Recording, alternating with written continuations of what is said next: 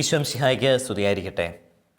പരിശുദ്ധ അമ്മയിലൂടെ ഈശോയുടെ മുൻപാകെ നമുക്ക് നമ്മുടെ ജീവിതത്തിലെ എല്ലാ സഹനങ്ങളും ചേർത്ത് വയ്ക്കാം. പ്രത്യേകിച്ചും നമ്മുടെ ജീവിതത്തിലെ പൂർവ്വകാലങ്ങളിൽ നമ്മൾ അനുഭവിച്ചിട്ടുള്ള എല്ലാ ഏകാന്തതകളും സഹനങ്ങളും ബുദ്ധിമുട്ടുകളും ഒക്കെ ഒരിക്കലും കൂടെ ഓർത്തെടുത്ത് പരിശുദ്ധ അമ്മയിലൂടെ ഈശോയുടെ മുൻപാകെ അതിനെയൊക്കെ സമർപ്പിച്ച് നമുക്ക് പ്രാർത്ഥിക്കാം.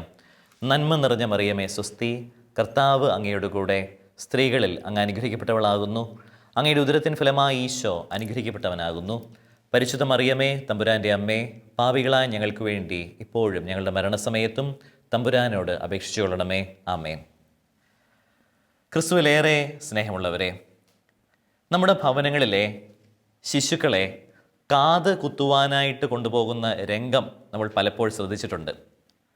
കുഞ്ഞുങ്ങൾ കാത് കുത്തുന്നതിന് മുൻപ് തന്നെ അവർ കരയാനായിട്ട് തുടങ്ങും.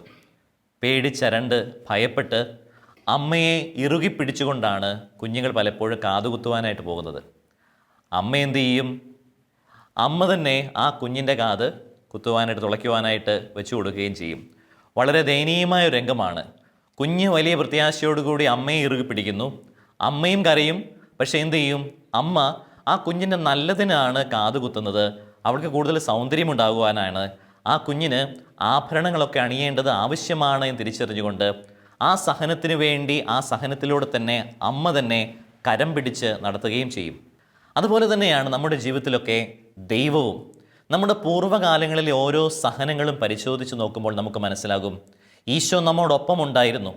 സഹനത്തിൻ്റെ വേളയിൽ, ഏകാന്തതയുടെ വേളയിൽ, അല്ലെങ്കിൽ നമ്മളെയൊക്കെ കുത്തിത്തുളയ്ക്കുന്നത് പോലുള്ള വേദനകൾ നമുക്ക് പകർന്നു നൽകിയ ദുഃഖ ദുരിതങ്ങളുടെ വേളയിൽ ഈശോ നമ്മുടെ കൂടെ ഇല്ലായിരുന്നു എന്ന് നമുക്ക് ഒരുപക്ഷെ തോന്നിച്ചിരിക്കാം. പക്ഷേ സത്യം മറിച്ചാണ്. നമ്മുടെ വേദനകളിൽ ഈശോ നമ്മോടൊപ്പമുണ്ട്.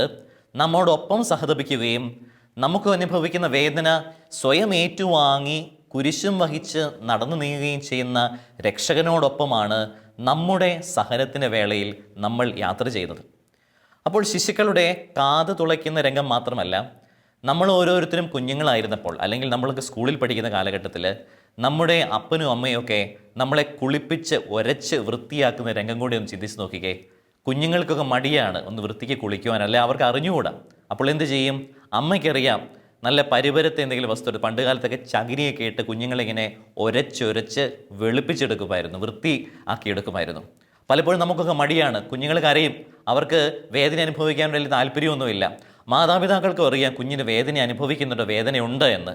എങ്കിലും അത് അനിവാര്യമാണെന്ന് മനസ്സിലാക്കുന്ന അപ്പനും അമ്മയും ആ വേദനയിലൂടെ കുഞ്ഞിനെ കരം പിടിച്ച് നടത്തുകയാണ് ചെയ്യുന്നത്.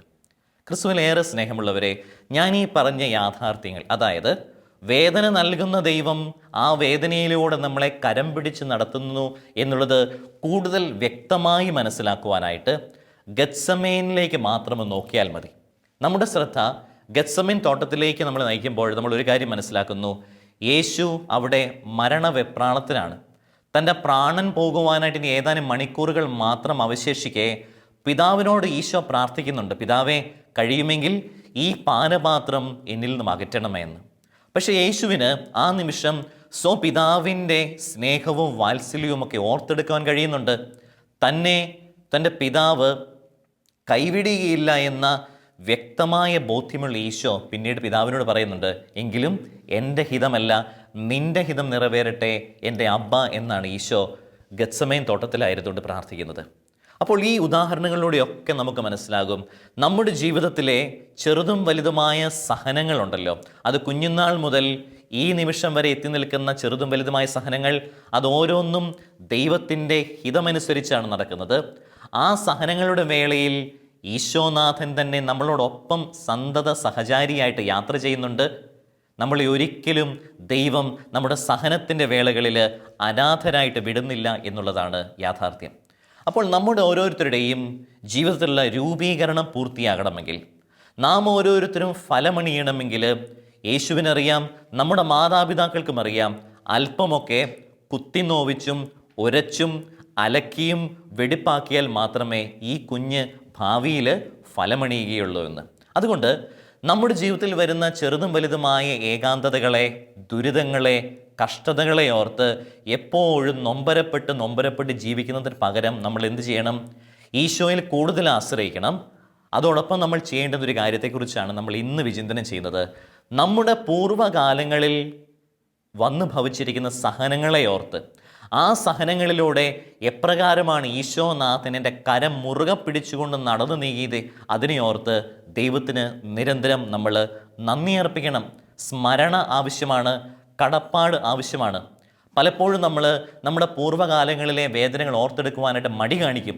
ഇതൊക്കെ ഇനി എന്തിനാണ് ഓർത്തെടുക്കുന്നത്? അച്ഛാ, ഞങ്ങളൊന്ന് സഹിച്ചതുപോലെ ഇനിയും പഴയ കാലത്തെ ചരിത്രമൊക്കെ ഓർത്തെടുക്കണോ? അല്ലെങ്കിൽ ഇപ്പോഴത്തെ സഹനത്തെ ഓർത്ത് ഞാൻ എന്തിനു ദൈവത്തിന് നന്ദി പറയണം? ദൈവം എൻ്റെ കൂടെയുണ്ടോ? ദൈവം എന്നെ ഉപേക്ഷിച്ച് കളഞ്ഞില്ലേ?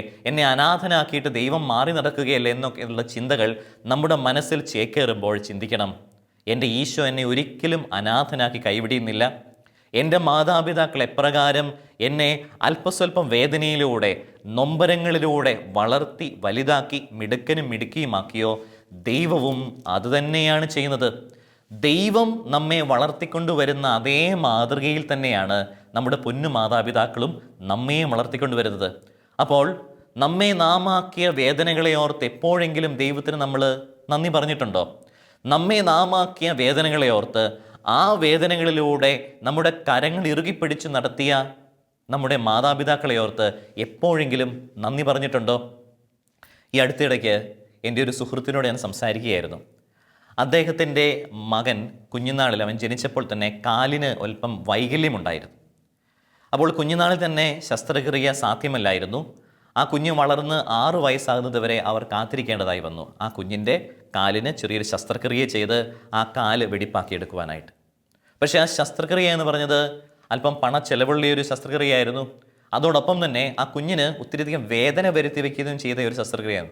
അദ്ദേഹം പറയുമായിരുന്നു, കുഞ്ഞിൻ്റെ കാലിലൂടെ കൊച്ചു കൊച്ചു ഇരുമ്പ് ദണ്ടുകൾ കുത്തി തുളച്ച് കയറ്റേണ്ടതായിട്ട് വന്നു. അപ്പോൾ ഈ സർജറിയൊക്കെ കഴിഞ്ഞ് അപ്പനും മക്കളുമൊക്കെ വീട്ടിലെത്തി. കുഞ്ഞിന് എന്തെന്നില്ലാത്ത വേദനയാണ്, ഭയങ്കര നോവാണ്, കുഞ്ഞ് കിടന്ന് പൊളയുകയാണ് ചെയ്യുന്നത്.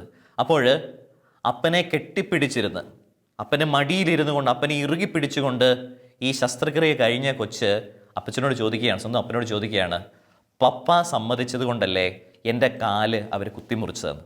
എന്താ ചോദിച്ചത്?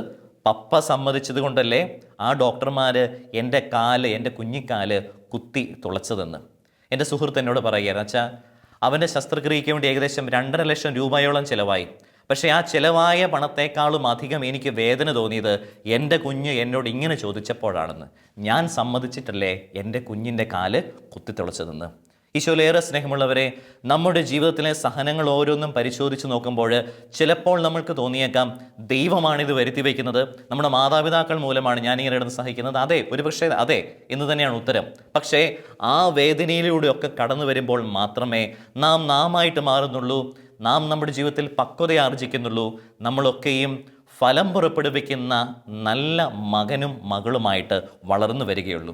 അതുകൊണ്ട് നമ്മുടെ ജീവിതത്തിൽ നമ്മൾ അനുഭവിച്ച എല്ലാ വേദനകളെ ഓർത്തും, നമ്മുടെ ജീവിതത്തിലെ നമ്മുടെ വേദനകളിൽ നമ്മോടൊപ്പമായിരുന്ന ദൈവത്തെ ഓർത്തും, നമ്മുടെ മാതാപിതാക്കളെ ഓർത്തും, നല്ലവരായ ബന്ധുജനങ്ങളെ ഓർത്തും നമുക്കെപ്പോഴും അവരോട് കടപ്പാടും നന്ദിയുമുള്ളവരായിരിക്കുക എന്നുള്ളതാണ് വളരെ പ്രസക്തമായിട്ടുള്ള കാര്യം. അപ്പോൾ പൂർവ്വകാലങ്ങളിൽ ദൈവം നൽകിയ സഹനങ്ങൾക്ക് കടപ്പാട്, കൃതജ്ഞതയുണ്ടായിരിക്കുക. ജീവിത ദുഃഖങ്ങളിൽ ദൈവത്തിൻ്റെ അഭാവമല്ല നമ്മൾ തിരിച്ചറിയേണ്ടത്, മറിച്ച് ദൈവത്തിൻ്റെ സാന്നിധ്യമാണ്. ഈ സഹന ജീവിതത്തിൻ്റെ ഒരു പ്രശ്നമെന്ന് പറയുന്നത് നമുക്ക് എന്തെന്നില്ലാത്ത ഏകാന്തത തോന്നിക്കും.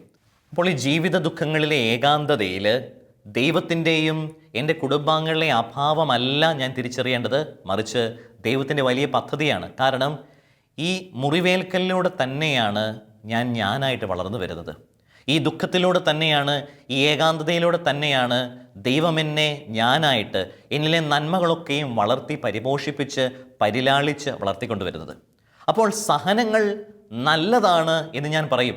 ഇത് ഉൾക്കൊള്ളുവാൻ വലിയ ബുദ്ധിമുട്ടാണെന്നറിയാം. ഇതൊന്ന് ഹൃദയത്തിലേക്ക് സ്വാംശീകരിച്ചെടുക്കുവാനായിട്ട് വലിയ ബുദ്ധിമുട്ടാണെന്ന് എനിക്കറിയാം. കാരണം ഒരിക്കൽ ഒരു ഇടവക ധ്യാനത്തിൽ ഞാൻ സഹനത്തിൻ്റെ നല്ല വശങ്ങളെക്കുറിച്ച് പറയുകയായിരുന്നു. ഞാൻ പറഞ്ഞു സഹനം നല്ലതാണ്, സഹനത്തിലൂടെയാണ് ഈശോ നമ്മളെ വളർത്തിക്കൊണ്ടുവരുന്നത്. ജീവിതത്തിലെ കഷ്ടപ്പാടുകളിലൂടെയാണ്, ഏകാന്തതകളിലൂടെയൊക്കെയാണ് ഈശോ എന്നെ ഞാനാക്കി വളർത്തിക്കൊണ്ടുവരുന്നതെന്ന് ഞാൻ ഘോരം പ്രഘോഷണം നടത്തി. വചനപ്രഘോഷണമൊക്കെ കഴിഞ്ഞ് ഇറങ്ങി വന്നു കഴിഞ്ഞപ്പോൾ ഒരു ചേട്ടൻ, ഒരു പ്രായമുള്ള ഒരു അപ്പച്ചന് എൻ്റെ അടുത്ത് വന്നിട്ട് എന്നോട് പറഞ്ഞു, അച്ഛൻ്റെ വചനപ്രഘോഷണമൊക്കെ വളരെ നന്നായിരുന്നു, പക്ഷേ ജീവിതത്തിൽ ദുഃഖങ്ങളൊക്കെ ഉണ്ടാകുമ്പോൾ അച്ഛൻ പോലും കൂടെ കാണത്തില്ലെന്ന് എന്നോട് പറഞ്ഞു.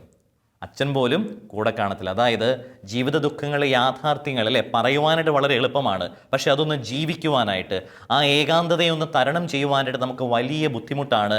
മുറിവേൽക്കുമ്പോൾ, നമ്മളെ ദൈവമിട്ട് ഉരച്ച് വെടിപ്പാക്കുമ്പോൾ, ഫലമണിയിക്കുവാനായിട്ട് ദൈവം നമ്മളെ ഒരുക്കുമ്പോഴുള്ള ഏകാന്തതയിൽ ആരും കാണില്ല, ദൈവം മാത്രമേ കാണൂ.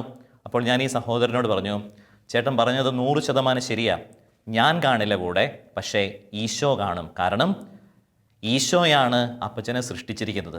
അതുകൊണ്ട് സൃഷ്ടാവ് എപ്പോഴും തൻ്റെ സൃഷ്ടിയുടെ കൂടെ കാണും. സഹനത്തിൻ്റെ വേളയിൽ ഈശോനാഥൻ നമ്മുടെ കൂടെ കാണുമെന്ന യാഥാർത്ഥ്യം നമ്മൾ തിരിച്ചറിയുക. കാരണം ദൈവം ഒരു നല്ല അമ്മയ്ക്ക് സദൃശ്യനാണ്. ഞാൻ പറഞ്ഞു കഴിഞ്ഞു, നമ്മുടെ മാതാപിതാക്കളൊക്കെയും ദൈവത്തെ അനുകരിച്ചുകൊണ്ട് തന്നെയാണ് നമ്മളെ വളർത്തിക്കൊണ്ടുവരുന്നത്. കൊച്ചു കൊച്ചു വേദനയിലൂടെയും കൊച്ചു കൊച്ചു കുത്തിത്തുളയ്ക്കലിലൂടെയും ചെറിയ നോവുകളിലൂടെയും ഒക്കെ നമ്മുടെ മാതാപിതാക്കൾ നമ്മളെ വളർത്തിക്കൊണ്ടുവരുമ്പോൾ ദൈവവും ചെയ്യുന്നത് അതുതന്നെയാണെന്ന് മനസ്സിലാക്കുക. ദൈവം ഒരിക്കലും നമ്മുടെ കഷ്ടപ്പാടുകളിൽ അവിടുന്ന് മാറി അകന്ന് നടക്കില്ല. നമ്മൾ കൺതുറന്ന് കാണാഞ്ഞിട്ടാണ് ദൈവമെന്ന യാഥാർത്ഥ്യത്തെ, ദൈവമെന്ന സത്യത്തെ, ദൈവമെന്ന രക്ഷകനെ നമ്മുടെ സഹന ജീവിതത്തിൽ കാണാൻ സാധിക്കാതെ പോകുന്നത്. എന്നാൽ പൂർവ്വകാലങ്ങളിൽ ഉണ്ടാകുന്ന അല്ലെങ്കിൽ ഉണ്ടായിട്ടുള്ള വേദനകളെ നിരന്തരം ഓർത്തെടുത്ത് അതിന് നന്ദി പറയുന്ന, കൃതജ്ഞത പറയുന്ന ഒരു സ്വഭാവ ഗുണം നമ്മിൽ നമുക്ക് വളർത്തിയെടുക്കുവാൻ സാധിക്കുകയാണെങ്കിൽ ഇന്നുള്ള സഹന ജീവിതത്തിലും അർത്ഥം കണ്ടെത്തുവാനായിട്ട് നമ്മളെക്കൊണ്ട് സാധിക്കും എന്നുള്ളത് ഉറപ്പാണ്. അതുകൊണ്ട് അച്ഛൻ കൂടെ കാണില്ല, എൻ്റെ കുടുംബത്തിലുള്ളവർ കൂടെ കാണില്ല, എൻ്റെ സഹനത്തിൻ്റെ വേളയിൽ നാട്ടുകാർ കൂടെ കാണില്ല, അതൊക്കെ സത്യം തന്നെ. പക്ഷേ യേശുവിൻ്റെ സാന്നിധ്യം നമ്മൾ തിരിച്ചറിയുവാനായിട്ട് പഠിക്കണം. സഹനത്തിൻ്റെ വേളയിൽ നിന്നല്ല, പഴയകാല സഹനങ്ങളെയും ഓർത്ത് നന്ദിയുള്ളവരായിരിക്കുവാനായിട്ട് നമുക്ക് പഠിക്കുകയും ചെയ്യണം. പൂർവ്വകാല ജീവിതത്തിലെ സഹനങ്ങളെ ഓർത്ത് നന്ദി പറയുക എന്നത് മനുഷ്യരെ കൊണ്ട് സാധിക്കുമോ? ഞാൻ മുൻപ് പറഞ്ഞതുപോലെ തന്നെ പണ്ട് നടന്ന വേദനകളും ദുഃഖങ്ങളുമൊക്കെ, നമ്മളെ പണ്ട് കാലത്ത് അലട്ടിയിരുന്ന വിഷമങ്ങളും കഷ്ടപ്പാടുകളൊക്കെ നമ്മൾ മറക്കുവാനായിട്ട് നിരന്തരം പരിശ്രമിക്കുന്ന വ്യക്തികളാണ്. നമ്മൾ വചനത്തിലൂടെ കണ്ണോടിക്കുകയാണെങ്കിൽ സഹനത്തെ ഓർത്ത് നന്ദി പറയുന്ന നിരവധി ആളുകളെ കാണുവാനായിട്ട് സാധിക്കും. കറകളഞ്ഞ വിശുദ്ധരായ വ്യക്തികൾ, ദൈവത്തിൽ ആഴമേറിയ വിശ്വാസമുള്ള വ്യക്തികൾ, അല്ലെങ്കിൽ മാനസാന്തരത്തിൻ്റെ ഫലം പുറപ്പെടുവിക്കുന്ന വ്യക്തികളൊക്കെയും തങ്ങളുടെ സഹന ജീവിതത്തെ ഓർത്ത്, സഹനത്തിലൂടെ കടന്നുപോയപ്പോൾ ദൈവത്തിൻ്റെ സഹായത്തെ ഓർത്ത്, അവിടുത്തെ സഹായ ഹസ്തത്തെ സ്മരിച്ചുകൊണ്ട് ദൈവത്തിന് നന്ദി പറയുന്ന നിരവധി പേരെ വചനത്തിൽ കണ്ടെത്തുവാനാണ് സാധിക്കും. ഇവരിൽ പ്രധാനിയാണ് യോനാ പ്രവാചകൻ. നമുക്കറിയാം, യോനായെ ദൈവം പേര് ചൊല്ലി വിളിക്കുന്നുണ്ട്. ഒരു വലിയ ദൗത്യത്തിന് വേണ്ടി പേര് ചൊല്ലി വിളിച്ച് അവനെ ദൈവം അയക്കുന്നുണ്ട്. പക്ഷേ വിശ്വാസം ആൾക്കല്പം കുറവായിരുന്നു, പോകുവാനായിട്ട് മടിയുണ്ടായിരുന്നു. അപ്പോൾ ദൈവം എന്ത് ചെയ്യുന്നു? ഒരു നല്ല അമ്മയെപ്പോലെ അവനെ സഹനത്തിലൂടെ കരം പിടിച്ച് നടത്തുകയാണ് ചെയ്യുന്നത്. പറയുമ്പോൾ, വായിച്ചു വരുമ്പോൾ കാര്യങ്ങളൊക്കെ എളുപ്പമാണ്, ശരിയാണ്. കടലിലേക്ക് വലിച്ചെറിയപ്പെടുന്നു, ഒരു വലിയ മത്സ്യം വന്ന് വിഴുങ്ങുന്നു. ഇതൊക്കെ യാഥാർത്ഥ്യത്തിൽ നമുക്കാരെങ്കിലും സംഭവിച്ചു കഴിഞ്ഞാൽ ചിന്തിച്ചു നോക്കുക, എത്ര ബുദ്ധിമുട്ടായിരിക്കും. കടലിലെ ഏകാന്തത, ഇനി ഞാൻ ജീവിക്കുമോ എന്നുള്ള തരത്തിലുള്ള ചോദ്യങ്ങളൊക്കെയും നമ്മുടെ മനസ്സിനെ അലട്ടുന്നു. ശാരീരികവും മാനസികവുമായ വ്യഥകളിലൂടെയൊക്കെയാണ് യോനാ പ്രവാചകൻ കടന്നു നീങ്ങുന്നത്. അപ്പോൾ ദൈവം അറിയുന്നുണ്ട് ഈ സഹനം ഈ വ്യക്തിക്ക് സംഭവിക്കുന്നത്. ദൈവം കണ്ണടച്ചിട്ടില്ല. ദൈവം കണ്ണടച്ച് പൂട്ടിയിരിക്കുകയല്ല യോന സഹനത്തിൻ്റെ പടുകുഴിയിലേക്ക് ആഴ്ന്നിറങ്ങുമ്പോൾ. പകരം ദൈവം അവന് പുതിയ വെളിച്ചം നൽകുന്നു. മത്സ്യത്തിൻ്റെ ഉദരത്തിലായിരുന്നു കൊണ്ട് ദൈവം തന്നെ സഹായിക്കുന്നുണ്ട്. ദൈവം തനിക്ക് നൽകിയ വലിയ സഹനത്തെയോർത്ത് യോനാ പ്രവാചകൻ ദൈവത്തിന് നന്ദി അർപ്പിക്കുന്നു. ഒരു സ്വന്തം അമ്മയ്ക്ക് കുഞ്ഞ് നന്ദി അർപ്പിക്കുന്നത് പോലെ യോനായുടെ പുസ്തകം 2-ാം അധ്യായത്തിൻ്റെ 1-2 തിരുവചനങ്ങളിൽ യോന ദൈവത്തിന് നന്ദി അർപ്പിക്കുന്നതായിട്ട് കാണാൻ നമുക്ക് സാധിക്കും. മത്സ്യത്തിൻ്റെ ഉദരത്തിൽ വെച്ച് യോന തൻ്റെ ദൈവമായ കർത്താവിനോട് പ്രാർത്ഥിച്ചു. എൻ്റെ കഷ്ടതയിൽ ഞാൻ കർത്താവിനെ വിളിച്ചപേക്ഷിച്ചു, അവിടുന്ന് എനിക്ക് ഉത്തരം അരുളി. പാതാളത്തിൻ്റെ ഉദരത്തിൽ ഞാൻ നിലവിളിച്ചു, അവിടുന്ന് എൻ്റെ നിലവിളി കേട്ടു. ക്രിസ്തുവിലേറെ സ്നേഹമുള്ളവരെ, ഇത്രയും സമയം നമ്മൾ ശ്രവിച്ചത് പൂർവ്വകാലങ്ങളിലെ ദുഃഖങ്ങൾക്ക്, സഹനങ്ങൾക്ക് നമ്മൾ നന്ദി അർപ്പിക്കുവാൻ പരിശീലിക്കണം എന്നുള്ള സത്യമാണെങ്കിൽ, ഇവിടെ ഈ കഥയിൽ യോനാ പ്രവാചകൻ നമ്മെ പഠിപ്പിക്കുന്നത് തികച്ചും വ്യത്യസ്തമായ ഒരു കാര്യമാണ്. പൂർവ്വകാലങ്ങളിലെ സഹനങ്ങൾക്കല്ല, താൻ ആയിരിക്കുന്ന അവസ്ഥയിൽ നിന്നുകൊണ്ട് തന്നെ, അതായത് പ്രസൻറ്റിലാണ്, വർത്തമാനകാലത്തെ സഹനത്തെ ഓർത്ത് യോനാ പ്രവാചകൻ ദൈവത്തിന് നന്ദി അർപ്പിക്കുന്നു. അതാണ് നമ്മൾ വായിക്കുന്നത്. മത്സ്യത്തിൻ്റെ ഉദരത്തിൽ വെച്ച് തന്നെയാണ് പറയുന്നത്, എൻ്റെ ദൈവമേ, നീ എനിക്ക് ഈ കഷ്ടതകൾ അനുഭവിച്ചു നൽകുന്നു, കാരണം നീ എന്നെ വലിയൊരു ദൗത്യത്തിന് വേണ്ടി ഇപ്പോൾ ഒരുക്കിക്കൊണ്ടിരിക്കുകയാണ് ചെയ്യുന്നത്. ഇത് വലിയൊരു തിരിച്ചറിവാണ്. നമ്മൾ ഓരോരുത്തരെ സംബന്ധിച്ചിടത്തോളം ഒരു കറകളഞ്ഞ വിശ്വാസിയായിട്ട് വളർന്നു വരണമെങ്കിൽ, നമ്മുടെ ആധ്യാത്മിക ജീവിതത്തിൽ പക്വത ആർജിക്കണമെങ്കിൽ, നമ്മുടെ സഹനങ്ങളുടെ വേളയിൽ കൊച്ചു കൊച്ചു വാക്കുകളിൽ ദൈവത്തിന് നന്ദി പറയുന്നവരായിട്ട് മാറുക. ഇത് ബുദ്ധിമുട്ടാണ് എന്ന് എനിക്കറിയാം. എങ്കിൽ പോലും രോഗാവസ്ഥയിൽ, പരാജയം ഏറ്റുവാങ്ങുന്ന അവസ്ഥയിൽ, എല്ലാവരും നമ്മളെ തള്ളിപ്പറയുന്ന അവസരത്തിൽ ഒക്കെയും എൻ്റെ ഈശോയെ, എന്നെ വളർത്തുന്നതിനെ ഓർത്ത്, എന്നെ രൂപീകരിക്കുന്നതിനെ ഓർത്ത്, എന്നെ പക്വതയിൽ വളർത്തുന്നതിനെ ഓർത്ത് ഞാൻ അങ്ങേക്ക് നന്ദി പറയുന്നുവെന്ന് എളിയ വാക്കുകളിൽ നന്ദിയർപ്പിച്ച് പ്രാർത്ഥിക്കുന്നത് ഒരു ശീലമാക്കി മാറ്റിയാൽ യോനായെ പോലെ നമുക്കും ഭാവിയിൽ ഫലമണിയുവാനായിട്ടും ക്രിസ്തുവിൻ്റെ പ്രിയപ്പെട്ട ദാസനായിട്ടും ദാസിയായിട്ടും വളർന്നു വരുവാനായിട്ട് നമ്മളെക്കൊണ്ട് സാധിക്കും. മറ്റൊരു പ്രവാചകനുണ്ട്, ദാനിയേൽ പ്രവാചകൻ. ദാനിയേലിൻ്റെ കഥ ഇതിലും വിചിത്രമാണ്. യോനാ പ്രവാചകൻ താൻ ആയിരിക്കുന്ന ദുരിതത്തിലായിരുന്നു കൊണ്ട് ദൈവത്തിന് നന്ദി പറഞ്ഞുവെങ്കിൽ, ദാനിയേൽ പ്രവാചകൻ വരാനിരിക്കുന്ന സഹനത്തെ ഓർത്താണ് ദൈവത്തിന് നന്ദി പറയുന്നത്. അതായത് ഫ്യൂച്ചർ ടെൻസ് ആണ്. ഭാവിയിൽ സംഭവിക്കാനിരിക്കുന്ന ഒരു വലിയ ദുരിതത്തെ ഓർത്ത്, ഒരു വലിയ സഹനത്തെ ഓർത്ത്, അത് മുൻകൂട്ടി കണ്ടുകൊണ്ട് ദൈവത്തിന് മുട്ടിന്മേൽ നിന്ന് പ്രവാചകൻ നന്ദി അർപ്പിക്കുന്നു. ദാരിയൂസ് രാജാവിൻ്റെ ഭരണകാലമായിരുന്നു. അപ്പോൾ മറ്റ് തലവന്മാരും സ്ഥാനപതികളും സമൂഹത്തിലെ സമുന്നതരുമൊക്കെ ദാനിയേൽ പ്രവാചകനോടുള്ള അസൂയ മൂത്തിട്ട് ദാരിയൂസ് രാജാവിൻ്റെ അടുത്ത് പറയുകയാണ്, രാജാവേ, അങ്ങയെ അല്ലാതെ മറ്റേതെങ്കിലും ദൈവത്തെ ആരാധിക്കുന്നവരെ സിംഹക്കുഴിയിൽ എറിയുവാനായിട്ട് ഒരു മുദ്രപത്രത്തിൽ ഒപ്പുവെച്ച് നൽകണമെന്ന് ദാരിയൂസിനോട് അവർ അഭ്യർത്ഥിക്കുന്നു. രാജാവ് ഇടം വലം നോക്കാതെ ഉടനെ തന്നെ തന്നെ അല്ലാതെ മറ്റാരെയെങ്കിലും ആരാധിക്കുന്നവരെ സിംഹക്കുഴിയിൽ എറിഞ്ഞു കളയണമെന്ന പത്രത്തിൽ എന്ന ആജ്ഞയിൽ മുദ്ര വെച്ച് നൽകുകയും ചെയ്യുന്നു. അപ്പോൾ ദാനിയേൽ പ്രവാചകൻ്റെ 6-ാം അധ്യായത്തിൻ്റെ 10-ാം തിരുവചനത്തിൽ നമ്മൾ വായിക്കുന്ന ഇപ്രകാരമാണ്. ദാനിയേൽ ആ ആജ്ഞയെക്കുറിച്ച്, ആ മുദ്രപത്രത്തെക്കുറിച്ച് അറിഞ്ഞപ്പോൾ നമ്മൾ വായിക്കുന്നു, രേഖയിൽ മുദ്ര വച്ചിരിക്കുന്നെന്ന് അറിഞ്ഞ ദാനിയേൽ സ്വഭവനത്തിലേക്ക് പോയി. വീടിൻ്റെ മുകളിലത്തെ നിലയിൽ ജെറുസലേമിന് നേരെ തുറന്നു കിടക്കുന്ന ജാലകങ്ങളുണ്ടായിരുന്നു. താൻ മുൻപ് ചെയ്തിരുന്നത് പോലെ അവൻ അവിടെ ദിവസേന 3 പ്രാവശ്യം മുട്ടിന്മേൽ നിന്ന് തൻ്റെ ദൈവത്തോട് പ്രാർത്ഥിക്കുകയും നന്ദി പറയുകയും ചെയ്തു. അപ്പോൾ ദാനിയേൽ പ്രവാചകൻ ഒരു പീഡനം മുൻകൂട്ടി കാണുന്നു. താൻ സിംഹത്തിൻ്റെ മടയിലേക്ക് എറിയപ്പെടും, താൻ ഒരുപക്ഷെ അവിടെ രക്തസാക്ഷിത്വം വരിക്കും. എന്നാൽ ദാനിയേൽ ഒന്നും ഭയപ്പെടാതെ ദൈവത്തിൽ ആശ്രയിച്ചുകൊണ്ട് വരാനിരിക്കുന്ന സഹനത്തെ ഓർത്ത് പോലും നന്ദി അർപ്പിച്ച് പ്രാർത്ഥിക്കുന്ന ദാനിയേൽ നമുക്ക് ഓരോരുത്തർക്കും വലിയൊരു ഉദാഹരണമാണ്. സ്നേഹമുള്ളവരെ, നമ്മുടെ പൂർവ്വകാല സഹനങ്ങളെ പോലും ഓർത്തെടുക്കുവാൻ നമുക്ക് ബുദ്ധിമുട്ടാണ്. പക്ഷേ യോന പഠിപ്പിക്കുന്നത് ആയിരിക്കുന്ന അവസ്ഥയിൽ നിന്നുകൊണ്ട് ദൈവത്തിന് നന്ദി അർപ്പിക്കുക. ദാനിയേൽ പഠിപ്പിക്കുന്നത് ഇനി ഭാവിയിൽ നമ്മുടെ ജീവിതത്തിൽ വന്നു ഭവിച്ചേക്കാവുന്ന ദുഃഖ ദുരിതങ്ങളെ ഓർത്ത്, എൻ്റെ ഈശോയെ, എൻ്റെ ജീവിതത്തിലേക്ക് കടന്നു വരാവുന്ന എല്ലാവിധത്തിലുള്ള ദുരിതങ്ങളെയും ദുഃഖങ്ങളെയും ഓർത്തുകൊണ്ട് അങ്ങയോട് ചേർന്ന് നിൽക്കുന്നു, പരിശുദ്ധ അമ്മയോട് ചേർന്ന് നിന്ന് ഞാൻ അങ്ങയെ ആരാധിക്കുന്നു, അങ്ങേക്ക് ഞാൻ നന്ദി പറയുന്നു എന്ന് പറയുവാൻ നമുക്ക് കെൽപ്പുണ്ടെങ്കിൽ ഞാനൊരു നല്ല ക്രിസ്ത്യാനിയായി എന്നാണ് അതിൻ്റെ അർത്ഥം. വീണ്ടും പൗലോസ് സ്ലീഹ നമ്മെ പഠിപ്പിക്കുന്നത് 1 തെസ്സലോനിക്ക 5:18 സ്ലീഹ നമ്മളോട് പറയുന്നു, എല്ലാ കാര്യങ്ങളിലും നന്ദി പ്രകാശിപ്പിക്കുവിൻ. എല്ലാ കാര്യങ്ങളിലും നന്ദി പ്രകാശിപ്പിക്കുകയും. നമ്മൾ സാധാരണഗതിയിൽ ദൈവം നമുക്ക് എന്തെങ്കിലും നന്മ ചെയ്തതിന് ശേഷമാണ് നന്ദി അർപ്പിക്കുന്നത്. എന്നാൽ പൗലോസ് ശ്ലീഹ നമ്മളോട് പറയുന്ന ഒരു ഉത്തമ ക്രിസ്ത്യാനി എല്ലാ കാര്യത്തിലും ദൈവത്തിന് നന്ദി അർപ്പിക്കും. അതായത് സന്തോഷത്തിലും ദുഃഖത്തിലും ദൈവത്തിന് നന്ദി അർപ്പിക്കുവാനാണ് പൗലോസ് ശ്ലീഹ നമ്മളോടിവിടെ പറയുന്നത്. അപ്പോൾ വേദനകളുടെ അവസരത്തിലും സന്തോഷത്തിൻ്റെ അവസരത്തിലും വരാനിരിക്കുന്ന സഹനങ്ങളെ ഓർത്തും കഴിഞ്ഞുപോയ കാലത്തെ സഹനങ്ങളെ ഓർത്തും ഇന്നിൻ്റെ സഹനങ്ങളെ ഓർത്തും ദൈവത്തിന് നമ്മൾ നന്ദി പ്രകാശിപ്പിക്കുമ്പോൾ നമുക്ക് ആത്മീയ ജീവിതത്തിൽ ഒത്തിരിയധികം വളരുവാനായിട്ട് സാധിക്കും. നമ്മുടെ അനുദിന ജീവിതത്തിലെ ക്ലേശങ്ങളെയൊക്കെ ദൈവത്തിൻ്റെ സഹായത്തോടെ പരിശുദ്ധാത്മാവിൻ്റെ ശക്തിയിലായിരുന്നുകൊണ്ട് നമുക്ക് വളരെ എളുപ്പത്തിൽ അവയൊക്കെ തരണം ചെയ്യുവാനായിട്ട് സാധിക്കുകയും ചെയ്യും. അപ്പോൾ എല്ലാ കാര്യങ്ങളിലും നന്ദി പ്രകാശിപ്പിക്കുവാനെന്ന് പഠിപ്പിച്ച പൗലോസ് ശ്ലീഹ 2 കൊറിന്തോസ് 11 അധ്യായത്തിൻ്റെ 23 മുതലുള്ള തിരുവചനങ്ങളിൽ താൻ അനുഭവിച്ചിട്ടുള്ള യാതനകളെക്കുറിച്ചുള്ളൊരു വലിയ ലിസ്റ്റ് നമുക്ക് നൽകുന്നുണ്ട്. അപ്പോൾ പൗലോസ് സന്തോഷത്തെ ഓർത്ത് മാത്രമല്ല ദൈവത്തിന് നന്ദി അർപ്പിക്കുന്നത്, മറിച്ച് താൻ അനുഭവിച്ച ദുഃഖ ദുരിതങ്ങളെയും ഓർത്തും ദൈവത്തിന് നന്ദി അർപ്പിക്കുന്നു.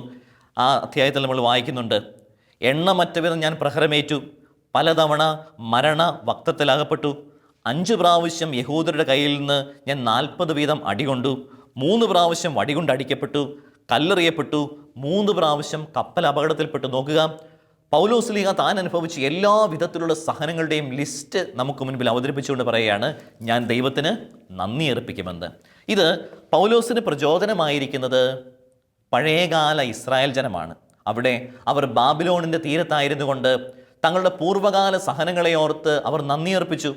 വിപ്രവാസകാലത്തിൽ നിന്നും ജെറുസലേമിൽ തിരിച്ചെത്തിയതിനു ശേഷം സങ്കീർത്തനം 137 അവർ ആലപിക്കുകയാണ്, ബാബിലോൺ നദികളുടെ തീരത്തിരുന്ന് സിയോനെ ഓർത്ത് ഞങ്ങൾ കരഞ്ഞു. അപ്പോൾ പൂർവ്വകാലത്തിൽ നമുക്കുണ്ടായ സഹനങ്ങളിൽ, വേദനകളിൽ നമുക്ക് കൃതജ്ഞതയുള്ളവരായിരിക്കാം. ഒരുപക്ഷെ നമ്മളിൽ പലരും ചോദിച്ചേക്കാം, അച്ഛാ, ഇങ്ങനെ പൂർവ്വകാലങ്ങളിലെയും വരാനിരിക്കുന്ന കാലഘട്ടത്തിലുമുള്ള സഹനങ്ങളെ ഓർത്ത് നന്ദി പറഞ്ഞാൽ നമുക്ക് എന്താണ് മേന്മയുള്ളത്? മേന്മയുണ്ടല്ലോ, ഒത്തിരിയധികം അനുഗ്രഹങ്ങൾ നമുക്ക് ലഭിക്കുമല്ലോ. അതിൻ്റെ കാരണങ്ങൾ, സഹനങ്ങളെ ഓർത്ത് നന്ദി പറഞ്ഞാൽ നമുക്ക് എന്തൊക്കെ മേന്മ ലഭിക്കുമെന്നതിൻ്റെ ഒരു ലിസ്റ്റ് ഞാനും ഇനി പറയാം. ഒന്നാമത്തെ കാര്യം, നന്ദി അർപ്പിച്ച് പ്രാർത്ഥിക്കുന്നത് ഈശോയ്ക്ക് ഇഷ്ടമുള്ള കാര്യമാണ്. ലൂക്കായുടെ സുവിശേഷം 17 അധ്യായം 17 തിരുവചനത്തിൽ ഈശോ കുഷ്ഠരോഗികളെ 10 കുഷ്ഠരോഗികളെ സുഖപ്പെടുത്തുന്നുണ്ട്. അതിലൊരാൾ മാത്രമാണ് ഈശോയുടെ അടുത്ത് വന്നിട്ട്, ഈശോയെ, ഞങ്ങളുടെ പൂർവ്വകാല സഹനങ്ങളെ ഓർത്ത് നന്ദി അർപ്പിക്കുന്നു, ആ സഹനങ്ങളിൽ നിന്നും ഞങ്ങൾക്ക് നീ മോചനം നൽകിയെന്ന് പറഞ്ഞിട്ട് ഒരാൾ നന്ദി അർപ്പിക്കുമ്പോൾ ഈശോ ചോദിക്കുന്നുണ്ട്, ഈ വിജാതീയനല്ലാതെ മറ്റാർക്കും എൻ്റെ അടുത്ത് വന്നിട്ടൊന്ന് നന്ദി പറയുവാനായിട്ട് തോന്നിയില്ലേ, കഴിഞ്ഞില്ലേ എന്ന്. അപ്പോൾ നന്ദിയുടെ ജീവിതം, കൃതജ്ഞതയുടെ ജീവിതം എന്ന് പറയുന്നത് ഈശോയ്ക്ക് ഏറെ പ്രിയപ്പെട്ട ഒരു ജീവിതശൈലിയാണ്. രണ്ടാമതായിട്ട്, പൂർവ്വകാല സഹനങ്ങളെ അനുസ്മരിച്ച് നന്ദി അർപ്പിച്ചാൽ ഇന്നുള്ള സഹനങ്ങളും കടന്നു പോകും എന്ന ഒരു ആത്മവിശ്വാസവും തിരിച്ചറിവും നമുക്കുണ്ടാവും. ഇംഗ്ലീഷിൽ പറഞ്ഞു കഴിഞ്ഞാൽ and this too shall pass, ഇതും കടന്നു പോകും എന്ന ഒരു ബോധ്യം. ഞാനും നിങ്ങളുമൊക്കെ അനുദിന ജീവിതത്തിൽ പലതരത്തിലുള്ള ദുഃഖദുരിതങ്ങളിലൂടെ ഇന്നും കടന്നു പോയിക്കൊണ്ടിരിക്കുന്നവരാണ്. അപ്പോൾ പൂർവ്വകാല സഹനങ്ങളെ ഓർത്ത് നിരന്തരം നന്ദി അർപ്പിക്കുന്ന ഒരു ശീലം എനിക്കുണ്ടെങ്കിൽ, ആ ഒരു സദ്ഗുണം എന്നിൽ ഞാൻ വളർത്തിക്കൊണ്ട് വന്നിട്ടുണ്ടെങ്കിൽ, ഇന്നുള്ള സഹനങ്ങളും കടന്നു പോകുമെന്ന ഒരു ബോധ്യം, ആത്മവിശ്വാസം എനിക്കുണ്ടാവും. അവസാനമായിട്ട്, ഓരോ സഹനങ്ങളെ ഓർത്ത് നന്ദി അർപ്പിക്കുന്ന ശീലം ഞാൻ വളർത്തിക്കൊണ്ട് വന്നാൽ എനിക്ക് ഇന്നുള്ള സഹനത്തിനും അർത്ഥമുണ്ട്. ഓരോ സഹനത്തിനും, ഓരോ ഏകാന്തതയ്ക്കും, ഓരോ തകർച്ചയ്ക്കും ദൈവികമായ ഒരു അർത്ഥമുണ്ട് എന്ന തിരിച്ചറിവും നമുക്ക് ഓരോരുത്തർക്കും ഉണ്ടാകും. സ്നേഹമുള്ളവരെ, പ്രശസ്ത എഴുത്തുകാരനായ C.S. ലൂയിസ് പറയുന്നത് ഇപ്രകാരമാണ്, ദൈവം നമുക്ക് കഷ്ടപ്പാടുകൾ വാഗ്ദാനം ചെയ്തു, കാരണം അവയെല്ലാം ദൈവിക പദ്ധതിയുടെ ഭാഗമായിരുന്നു.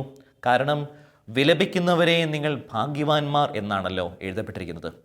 C.S. ലൂയിസ് പരാമർശിക്കുന്നത് നമ്മുടെ സുവിശേഷ ഭാഗ്യങ്ങളെക്കുറിച്ചാണ്. പറയുമ്പോൾ അവയെല്ലാം സുവിശേഷ ഭാഗ്യങ്ങളാണ്, പക്ഷേ അതൊക്കെ ഒന്ന് മനസ്സിരുത്തി വായിച്ചു നോക്കിയാൽ അതൊക്കെയും സുവിശേഷ ദുഃഖങ്ങളാണ്, ദുരിതങ്ങളാണ്. ആത്മാവിൽ ദരിദ്രരായിരിക്കുക, ശാന്തശീലനായിരിക്കുക, വിലപിക്കുന്നവനായിരിക്കുക എന്നൊക്കെ പറയുന്നത് അതൊക്കെയും ദുഃഖത്തിലൂടെയാണ് നമ്മളെ നയിച്ചു കൊണ്ട് പോകുന്നത്.